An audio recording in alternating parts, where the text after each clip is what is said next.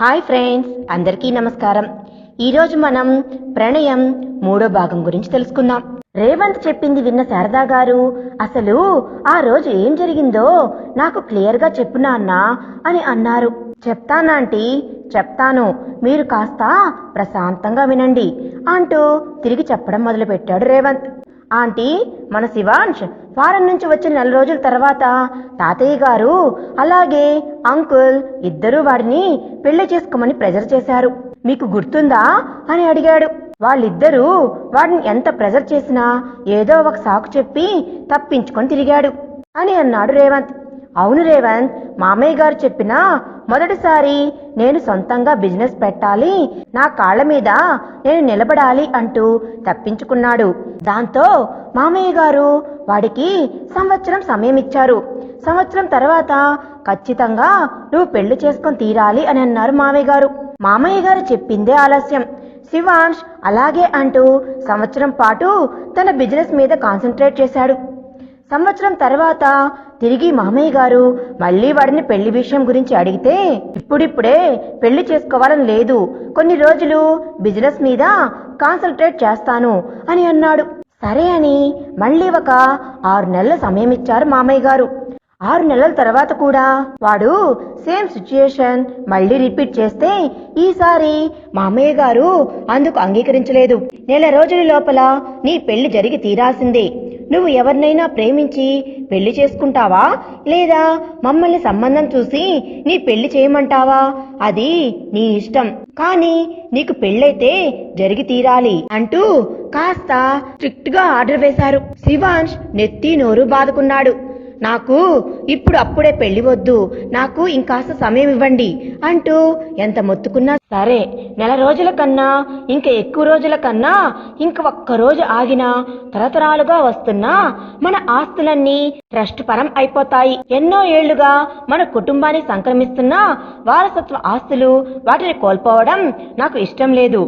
నిజంగానే ట్రస్ట్ పరమైతే పర్వాలేదు, కానీ మా చిన్న తాతగారి కొడుకులు కూడా ఆస్తులను ఎలా అయినా దక్కించుకోవాలని కుట్రలు కుతంత్రాలు పన్నుతున్నట్లుగా మాకు ఇన్ఫర్మేషన్ వచ్చింది.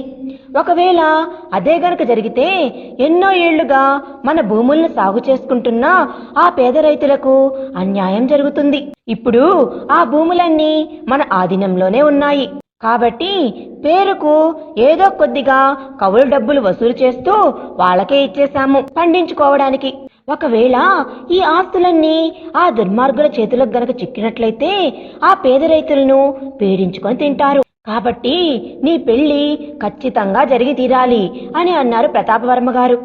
తాతగారి మాటలు విన్న శివాన్ ఇక తాను ఎటూ తప్పించుకోలేడు అని అర్థం అవడంతో, మీకు నచ్చినట్లుగా చేసుకోండి అని అంటూ కోపంగా ఇంట్లో నుండి వెళ్లిపోయాడు. ఇది ఆ రోజు జరిగింది. ఆ రోజు ఇంట్లో నుండి వెళ్లిపోయిన వాడు కాస్త సరిగ్గా 1 నెల రోజుల తర్వాత వచ్చి ఆఫీస్లో నా పిఏ శక్తి అనే అమ్మాయిని నేను ప్రేమించాను, పెళ్లి చేసుకుంటాను అని చెప్పాడురా. వాడు అడిగింది ఆలస్యం. తాతగారు ఆ అమ్మాయిని ఇంటికి పిలిపించి ఒకసారి ఆ అమ్మాయిని చూసి శక్తి కూడా తాతగారికి బాగా నచ్చడంతో వారం రోజుల్లోనే పెళ్లి కూడా జరిపించేశారు కదా. అసలు ఆ శక్తి ఎవరు? అన్ని రోజులు పెళ్ళంటే ఆమడ దూరం పోయినవాడు సరిగ్గా 1 నెల రోజుల తర్వాత ఒక అమ్మాయిని తీసుకుని వచ్చి నేను ప్రేమించాను, పెళ్లి చేసుకుంటాను అన్న వెంటనే నాకు ఎందుకో నమ్మాలి అనిపించలేదు. కానీ ఎలాగైతేనే వాడు పెళ్లికి ఒప్పుకున్నాడు కదా అని ఊరుకున్నాను. అయినా కూడా ఈ పెళ్లి వెనుక ఏదో రహస్యం దాగుంది అనేది నా మనసు నాకు పదే పదే చెబుతూనే ఉంది. అందుకే నిన్ను పిలిపించాన్రా అని అన్నారు శారదా గారు. అవునాంటీ, మీ అనుమానం నిజమే. ఆ రోజు తాతగారితో గొడవపడిన శివాంష్ నేరుగా ఆఫీస్కు వచ్చాడు. ఆఫీస్కి వచ్చిన తర్వాత ఇంట్లో జరిగిన గొడవనంతా నాతో చెప్పాడు.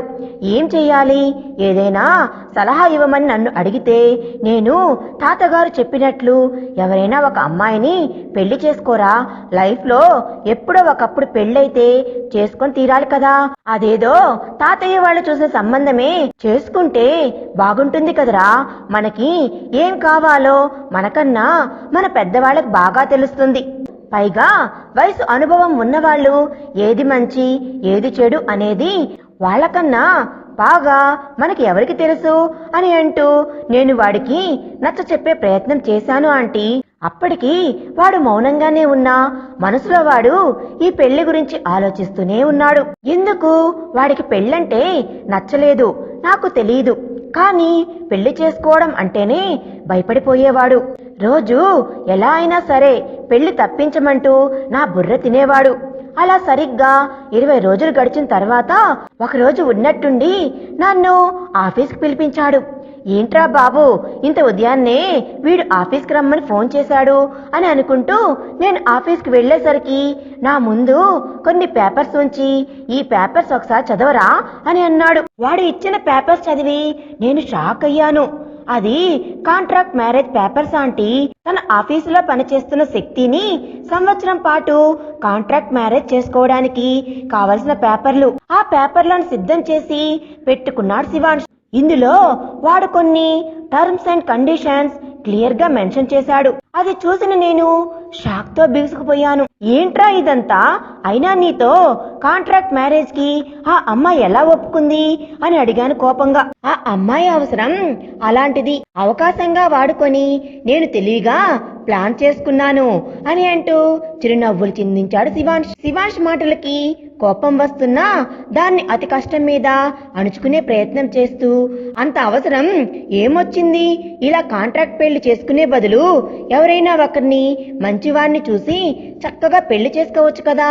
అమ్మాయి కూడా అందంగానే ఉందిగా, పైగా తెలివైంది అని అన్నాను నేను. ఈ ప్రపంచంలో అందం ఒక్కటే ఉంటే సరిపోదురా, అందంతో పాటు డబ్బు, తెలివి అన్నీ కావాలి. నిజమే, నువ్వు అన్నట్లుగా ఆ అమ్మాయి అందమైనది, పైగా తెలివైనది. అందుకే నా ఆఫీసులో జాబ్ ఇచ్చాను. కానీ ఆ అమ్మాయికి డబ్బు లేదు, పైగా అనాథ. తనతో కలిసి ఉంటున్న మరో అనాథకి యాక్సిడెంట్ అయ్యి హాస్పిటల్లో ఉందట. ఇప్పుడు ఆ అమ్మాయి చావు బతుకుల మధ్య కొట్టుమిట్లాడుతూ ఉంది. ఆ అమ్మాయిని బ్రతికించుకోవాలి అంటే శక్తికి 20 లక్షల రూపాయలు కావాలి. దిక్కు మొక్కు లేని అనాథలు, పైగా వాళ్లకంటూ ఆస్తిపాస్తులు కూడా ఏమీ లేవు. అంత డబ్బు వాళ్ల చేతిలో లేదు, వాళ్ళని నమ్మి ఇచ్చేవాళ్లు లేరు. కాబట్టి నా దగ్గరికి వచ్చి 20 లక్షలు లోన్ గా ఇస్తే జీవితాంతం పనిచేసైనా ఆ అప్పును తీరుస్తాను అని అడిగింది శక్తి. మొదట శక్తిని చూసి జాలేసి ఆ డబ్బును ఫ్రీగానే ఇవ్వాలి అనుకున్నాను. కానీ ఆ అమ్మాయి అవసరాన్ని తీర్చి నా అవసరానికి వాడుకోవాలి అని అనుకుని ఆమె ముందు ఈ కాంట్రాక్ట్ మ్యారేజ్ ప్రపోజల్ ని పెట్టాను. శక్తి మరో ఆలోచనకు తావివ్వకుండా కేవలం తన స్నేహితురాల్ని కాపాడుకోవడం కోసం ఈ కాంట్రాక్ట్ మ్యారేజ్ కు ఒప్పుకుంది అని అన్నాడు శివాంశ్. వాడు చెప్పింది విన్న వెంటనే నా కాళ్ల క్రింద భూమి కంపించినట్లుగా అనిపించింది ఆంటీ. కష్టంలో ఉన్న అమ్మాయి కష్టాన్ని వీడు అవకాశంగా వాడుకున్నాడు ఆంటీ. వీడో పెద్ద సెల్ఫిష్ ఫెలో. ఈ విషయాలన్నీ మీతో చెప్పనివ్వకుండా నా నోరు నొక్కేశాడు. అందుకే నేనేం మాట్లాడలేకపోయాను ఆంటీ. కానీ ఆంటీ, శక్తి బంగారం ఆంటీ. కేవలం తనతో కలిసి పెరిగింది అనే ఒకే ఒక రీజన్తో తన లైఫ్ ని రిస్క్ లో పడేసుకుని ఆమెను కాపాడటం కోసం ఇంతటి సాహసం చేసింది అంటే నిజంగా తను అనుకున్న వాళ్ల కోసం ఏమైనా చేయడానికి వెనగడుగు వేయదు ఆంటీ. ఒక రకంగా చెప్పాలి అంటే మన శివాంశ్ లాంటి వాడికి శక్తి లాంటి అమ్మాయి కరెక్ట్ ఆంటీ. కాంట్రాక్ట్ మ్యారేజ్ లో ఉన్న వాళ్ళిద్దరినీ పర్మనెంట్ గా కలిసి ఉండేలా చెయ్యాలంటీ అని అన్నాడు రేవంత్. రేవంత్ చెప్పింది విన్న శారదా గారికి నోట మాట రాలేదు. నేను ఊహించాను, వీడు ఇలాంటిదేదో చేసే ఉంటాడని అనుకుంటూనే ఉన్నాను. నా ఊహే నిజమైంది. పాపం అమాయకురాలైన అమ్మాయిని తన అవసరాన్ని ఆసరాగా చేసుకుని ఇలా మోసం చేసి పెళ్లి చేసుకోవడం తప్పు కదా. ఏదేమైనా సరే వాడు చేసిన తప్పుని నేను సరిదిద్దుతాను. శక్తినే నా ఇంటి కోడలు, శక్తి ద్వారానే నా ఇంటి వారసత్వం నిలబడాలి. ఒకవేళ ఈ వెధవ కాదు కూడదు అన్నాడు అంటే శక్తిని నా కూతురుగా దత్తత తీసుకొని నా వారసురాలిగా ఈ లోకానికి పరిచయం చేస్తాను అని అన్నారు శారదా గారు కోపంగా. అంతదాకా వద్దు ఆంటీ, ఎలా అయినా సరే వాడిని మార్చి వాడి మనసులో శక్తికి స్థానం ఇచ్చేలాగా ప్రయత్నం చేద్దాం. శక్తి వాడిని ప్రేమిస్తుంది ఖచ్చితంగా.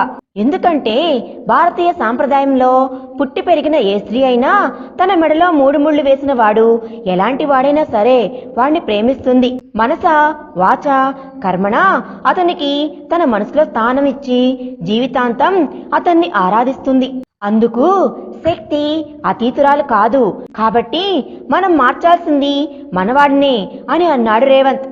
రేవంత్ మాటలు విన్న శారదా గారు, తప్పకుండా రేవంత్, అలాగే చేద్దాం. నాకు ఈ విషయం తెలిసినట్టుగా పొరపాటున కూడా వాడితో అనుకు అని అన్నారు. అలాగే ఆంటీ, నేను వాడితో ఈ విషయం గురించే చెప్పను. మీరు కూడా తాతకి అంకుల్కి చెప్పొద్దు.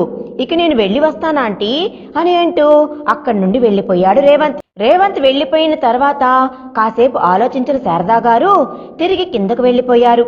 ఉదయాన్నే నిద్రలేచిన శివాంష్ కాసేపు శక్తి చేసే పనులన్నీ గమనించి తిరిగి తన గదిలోకి వెళ్లి ఫ్రెష్ అయి వచ్చి ఆఫీస్కి రెడీ అయ్యి నేరుగా క్రిందకు వచ్చాడు.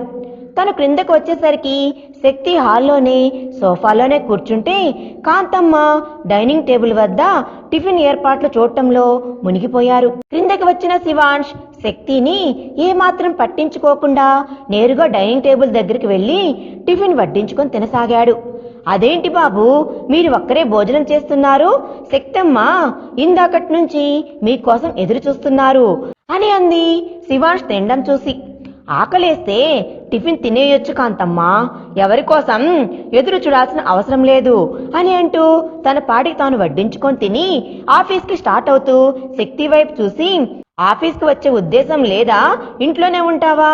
ఇలాగే ఉంటే నీ జాబ్ పోతుంది, జాగ్రత్త అని అంటూ మరో మాటకి తావివ్వకుండా అక్కడి నుండి వెళ్ళిపోయాడు శివాంష్. శివాంష్ మాటలు విన్న శక్తి మౌనంగా సోఫాలో నుండి లేచి వచ్చి టిఫిన్ తినేసి అక్కడి నుండి తన గదిలోకి వెళ్లి చీర మార్చుకొని జీన్స్ ప్యాంట్ షర్ట్ కుర్తీ వేసుకొని రెడీ అయ్యి తన హ్యాండ్ బ్యాగ్ తీసుకొని ఆఫీస్కి వెళ్ళిపోయింది.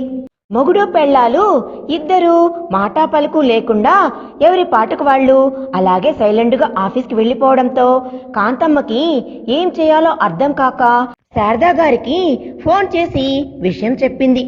అవతల శారదా గారు ఏం చెప్పారో, సరేనమ్మా అలాగే చేస్తాను అని అంటూ ఫోన్ పెట్టేసి తన పని తను చేసుకొని పోవడంలో మునిగిపోయింది. ఇంట్లో టిఫిన్ చేసి బయలుదేరిన శివాంష్ ముందుగా ఆఫీస్కి చేరుకున్నాడు. శివాంష్ వెళ్లిపోయిన తర్వాత రెడీ అయ్యి బయలుదేరిన శక్తి ఆఫీస్కి బస్సులో పడి వెళ్లడంతో కాస్త ఆలస్యమైంది. శక్తి ఆఫీస్లోకి అడుగు పెట్టడమే ఆలస్యం. మేనేజర్ ఆమె వద్దకు వచ్చి, ఏంటి శక్తి ఆఫీస్కి ఆలస్యంగా వచ్చావు? కనీసం లేట్ అవుతుందని చిన్న మెసేజ్ కానీ ఫోన్ కాల్ కానీ ఏదీ లేదు. అసలు నువ్వు ఏమనుకుంటున్నావు? ఇలా నీ ఇష్టానికి ఆఫీస్కి వచ్చి పోతే ఎలా? అసలే వారం 10 రోజుల నుంచి నువ్వు లీవ్లోనే ఉన్నావు. ఇవాళే నువ్వు తిరిగి జాయిన్ అవుతుంది కూడా. అలాంటిది ఈ రోజు కూడా లేటుగా వస్తే ఎలాగా? పైగా లేటుగా వస్తాను అంటూ చిన్న ఇన్ఫర్మేషన్ కూడా పాస్ చేయకపోతే ఏంటి దాని అర్థం? ఎందుకు నీకు ఇంత నిర్లక్ష్యం అని అంటూ శక్తి మీద ఇంత ఎత్తున ఎగిరాడు మేనేజర్. ఆఫీసులో కూర్చొని తన వర్క్ తాను చేసుకుంటున్న శివాంష్ తన క్యాబిన్ బయట మేనేజర్ శక్తి మీద అరవడం సీసీ కెమెరాలో చూసి కూడా మౌనంగా తన పని తాను చేసుకోవడంలో మునిగిపోయాడు. కళ్ళు తాగిన కోతిలా చిందులు తొక్కుతున్న మేనేజర్ని అసహనంగా చూసిన శక్తి అతన్ని ఏమీ అనలేని తన నిస్సహాయ స్థితికి తనని తానే తిట్టుకుంటూ, సారీ సార్, ఇంకోసారి లేట్ అవ్వకుండా చూసుకుంటాను అని చెప్పింది శక్తి. శక్తి సారీ చెప్పడంతో ఆ మేనేజర్ ఇగో కాస్త చల్లబడి, సరే సర్లే, ఇంకోసారి రిపీట్ కాకుండా చూసుకో, ముందు వెళ్ళి పని చూసుకోపో. ఈ 10 days శివాంష్ సార్ కూడా లేరు కాబట్టి సరిపోయింది. సార్ కూడా ఇవాళ్లే ఆఫీస్కి వచ్చారు కాబట్టి ముందు నువ్వు వెళ్ళి సార్ వర్క్ షెడ్యూల్ ఏంటో చూసుకోపో అని అన్నాడు మేనేజర్. మేనేజర్ వెళ్ళమనడమే ఆలస్యం. ఓకే సార్ అంటూ శక్తి అక్కడి నుంచి నేరుగా తన క్యాబిన్కి వెళ్ళిపోయింది. క్యాబిన్కి వెళ్లిన శక్తి విసుగ్గా తన హ్యాండ్ బ్యాగ్ ని పక్కన పడేసి సిస్టమ్ ఆన్ చేసుకొని ఆ రోజుకి సంబంధించిన వర్క్ షెడ్యూల్స్ ని చెక్ చేయడంలో పడిపోయింది. ఆమె పనిలో అయితే పడింది, కానీ ఆమె మనసుకు కుదురుగా ఉండటం లేదు. ఏ పని మీద ధ్యాస పెట్టలేకపోతుంది. ఏంటిది, నాకెందుకు ఇలా అవుతుంది? ఎప్పుడు ఎంతో పర్ఫెక్ట్ గా వర్క్ చేసేదాన్ని కదా, ఈరోజు నాకెందుకు ఇలా అనిపిస్తుంది అని అంటూ విసుగ్గా ఆమె సీటు నుండి లేచి క్యాంటీన్కి వెళ్లి వేడిగా ఒక కప్పు కాఫీ తాగి తిరిగి వచ్చి తన వర్క్ ప్లేస్ లో కూర్చుంది. కాఫీ తాగి వచ్చిన తర్వాత అనవసరమైన ఆలోచనలన్నీ కట్టిపెట్టి పూర్తి కాన్సంట్రేషన్తో వర్క్ చేయడం మొదలుపెట్టింది శక్తి. ఉదయం ఆఫీసులోకి అడుగు పెట్టినప్పటి నుంచి శక్తిని అబ్జర్వ్ చేస్తున్న శివాంష్ కాఫీ తాగి వచ్చిన తర్వాత ఆమె నార్మల్ గా మారిపోయి తను వర్క్ చేసుకోవడం చూసి అతను కూడా రిలాక్స్డ్ గా తన పనిలో పడిపోయాడు. మధ్యాహ్నం వరకు అలా వర్క్ లోనే గడిచిపోయింది. ఇటు శివాంష్ అటు శక్తికి. మధ్యాహ్నం అలవాటుగాని కాంతమ్మ శివాంష్కు భోజనం పంపించింది. అతనితో పాటు శక్తికి కూడా భోజనం పంపించింది. మధ్యాహ్నం లంచ్ అవర్లో ముందుగా శక్తి తన వర్క్ ప్లేస్ లో నుంచి లేచి క్యాంటీన్ కి వెళ్లి అక్కడున్న గడ్డి తినబుద్ధి కాక ఒక కప్పు కాఫీ తాగేసి వచ్చి మళ్లీ తన పనిలో పడిపోయింది. లంచ్ అవర్ దాటిన ఓ 1 అవర్ తర్వాత శివాంష్ తన పని ముగించుకొని డ్రైవర్ తన క్యాబిన్ లోకి తీసుకొచ్చిన లంచ్ బాక్స్ ఓపెన్ చేసుకుని ప్లేట్లో వడ్డించుకొని భోజనం చేయసాగాడు. భోజనం తినేవాడు కాస్త ఇదేంటి రోజు కన్నా ఎక్కువ పెట్టింది కాంతమ్మ ఇవాళ, నాకు ఒక్కడికే ఇద్దరికి సరిపోయేంత భోజనం పెట్టింది, ఏంటో ఈ కాంతమ్మ ఒక్కోసారి విచిత్రంగా ప్రవర్తిస్తుంది అని అనుకొని తాను కడుపు నిండా భోజనం చేసి శివాంష్ భోజనం చేసి హ్యాండ్ వాష్ చేసుకోవడానికి వెళ్లగానే ప్యూన్ గదిలోకి వెళ్లి అతను తిన్న ప్లేట్ తీసి టిఫిన్ బాక్సులన్నీ నీటుగా సర్ది తిరిగి అన్ని క్యారీ బ్యాగ్ లో సర్దేశాడు. అతను ఆ బ్యాగ్ లో అన్ని సర్దగానే ప్యూన్ని చూస్తూ, రంగయ్య అందులో భోజనం ఉంది, నువ్వు గాని వాచ్మ్యాన్ గాని తినండి అని అన్నాడు శివాంష్. అతని మాటలు విన్న రంగయ్య అలాగే సార్ అని అంటూ ఆ క్యారీ బ్యాగ్ తీసుకుని శివాంష్ క్యాబిన్ నుండి బయటకు వెళ్లిపోయాడు. భోజనం చేయడం పూర్తయిన తర్వాత శివాంష్ తిరిగి తన వర్క్ ప్లేస్ లో కూర్చుంటూ ఫోన్ చేతిలోకి తీసుకొని చూశాడు. 2 సార్లు ఇంటి నెంబర్ నుండి కాల్ వచ్చి ఉంది. ఇదేంటి ఇంట్లో నెంబర్ నుండి కాల్ వస్తే నాకెందుకు తెలియలేదు అనుకొని ఫోన్ చెక్ చేసుకున్నాడు శివాంష్. అది సైలెంట్ లో ఉండిపోయింది. అయ్యో సైలెంట్ లో ఉంది, అందుకే నాకు తెలియలేదు అని అనుకొని అసలు కాంతమ్మ నాకు మామూలుగా ఫోన్ చేయదు, ఎందుకు మరి ఈ టైంలో ఫోన్ చేసింది అని అనుకొని తిరిగి ఇంటి నెంబర్కి డయల్ చేశాడు శివాంష్. శివాంష్ ఫోన్ చేసిన వెంటనే కాంతమ్మ వచ్చి ఫోన్ రిసీవర్ చేతిలోకి తీసుకొని హలో అంది. కాంతమ్మ ఏంటి ఫోన్ చేసినట్లున్నావు, ఫోన్ సైలెంట్ లో ఉంది, అందుకే నేను ఫోన్ తీయలేకపోయాను, విషయం ఏంటి అని అడిగాడు శివాంష్. అదే బాబు, ఆఫీస్కి క్యారేజ్ బాక్స్ పంపించాను, మీకు శక్తమ్మకి ఇద్దరికి ఆ విషయం చెబుదామని ఫోన్ చేశాను అని అంది కాంతమ్మ. కాంతమ్మ మాటలు విన్న శివాంష్, ఓ శక్తి కోసం పంపించిందా, అందుకనే అంత ఎక్కువ ఉంది ఫుడ్ బాక్స్ లో అనుకొని రేపటి నుండి శక్తి కోసం నువ్వు భోజనం పంపించవద్దు కాంతమ్మ, ఎప్పట్లానే నాకు మాత్రమే పంపించు చాలు, ఆవిడ ఇంటి దగ్గర నుండి వచ్చేటప్పుడు తెచ్చుకుంటుంది కాబట్టి రేపటి నుండి నాకు మాత్రమే భోజనం పంపించు అంటూ ఆమెకు మాట్లాడే అవకాశం ఇవ్వకుండా ఫోన్ పెట్టేశాడు శివాంష్. ఏంటి శివాబాబు ఇలా మాట్లాడుతున్నాడు, శక్తమ్మ శివాబాబు ఇద్దరు ఒకే ఆఫీస్కే కదా వెళ్తారు, మరి అలాంటప్పుడు నేను భోజనం పంపిస్తే ఏమైంది, ఇందాక శారదమ్మ గారు కూడా ఫోన్ చేసినప్పుడు మధ్యాహ్నం బాబుగారికి కోడల పిల్లకి ఇద్దరికి భోజనం పంపించమని చెప్పింది, ఆమె చెప్పిన ప్రకారమే నేను భోజనం పంపిస్తే శివబాబు ఏంటి ఇలా మాట్లాడుతున్నాడు, ఈ విషయం శారదమ్మకు చెప్పాలి అని అనుకొని శారదా గారికి ఫోన్ చేసింది కాంతమ్మ.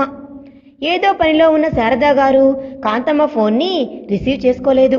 దాంతో శారదమ్మ పనిలో ఉన్నట్లున్నారు, నేను తర్వాత ఫోన్ చేస్తాను అని అనుకుని తన పనిలో పడిపోయింది కాంతమ్మ. కాంతమ్మ శారదా గారికి ఫోన్ చేయాలన్న విషయమే మర్చిపోయింది. భోజనం చేసిన 1 గంట తర్వాత శివాంష్ శక్తిని తన క్యాబిన్లోకి పిలిచాడు. ఎప్పట్లానే అతను పిలిచిన వెంటనే నోట్ ప్యాడ్ పెన్ను తన చేతిలో తీసుకుని శివాంష్ క్యాబిన్లోకి వెళ్ళింది శక్తి. శక్తి తన క్యాబిన్లోకి రాగానే రేపటి షెడ్యూల్ మొత్తం ప్రిపేర్ చేసావా శక్తి అని అడిగాడు. సార్ ప్రిపేర్ అయిపోయింది, ఇదిగోండి రేపటి మీ షెడ్యూల్ అని అంటూ అతని ముందు తాను ప్రిపేర్ చేసిన ప్రింట్ తీసిన షెడ్యూల్ పేపర్ని ఉంచింది శక్తి. అది మొత్తం చెక్ చేసుకున్న శివాంష్ తృప్తిగా దాన్ని చూసి పక్కన పెట్టేసి ఇంట్లో నుండి వచ్చేటప్పుడు నువ్వు ఫుడ్ తీసుకొచ్చుకోవాలి. నీకోసం వండి పంపించడానికి ఇంట్లో నౌకరు లేరు. అలాగే మీ బాబు సంపాదించిన సొత్తేమీ లేదు. నువ్వు మహారాణిలా ఆఫీస్కు వస్తే నీకు తేరగా పంపించడానికి అని అన్నాడు. శివాంష్ మాటలు అర్థం కాని శక్తి అతన్ని అయోమయంగా చూసింది. ఆమె మొహంలో కనిపిస్తున్న ఫీలింగ్ ని చూసిన శివాంష్, ఇందాక కాంతమ్మ నీ కోసం కూడా భోజనం పంపించింది. నాకు ఆ విషయం తెలీదు. నేను తిన్న తర్వాత ఫుడ్ ఎక్కువగా ఉందని వాచ్మెన్ వాళ్ళకి ఇచ్చేశాను అని అన్నాడు. అతని మాటలు విన్న శక్తికి ఒక్క క్షణం బాధగా అనిపించింది. రేపటి నుండి నువ్వే వచ్చేటప్పుడే నీతో పాటు లంచ్ బాక్స్ తెచ్చుకో. నువ్వు నేను బాస్ ఎంప్లాయీస్ మాత్రమే. అంతకు మించి మనిద్దరి మధ్య ఎలాంటి రిలేషన్ లేదు. మా ఫ్యామిలీ వరకు మాత్రమే నువ్వు నా భార్యవి అనే విషయం గుర్తుంచుకుంటే మంచిది అని అన్నాడు శివాంష్. శివాంష్ అన్న మాటలు విన్న శక్తి అలాగే సార్ అని అంటూ మౌనంగా తల ఊపింది శక్తి. ఇక నువ్వు వెళ్ళొచ్చు అని శివాంష్ అన్న వెంటనే అతని క్యాబిన్ నుండి బయటకు వచ్చేసింది. శివాంష్ దగ్గర నుంచి వచ్చిన శక్తి తన వర్క్ ప్లేస్ లో కూర్చుంది.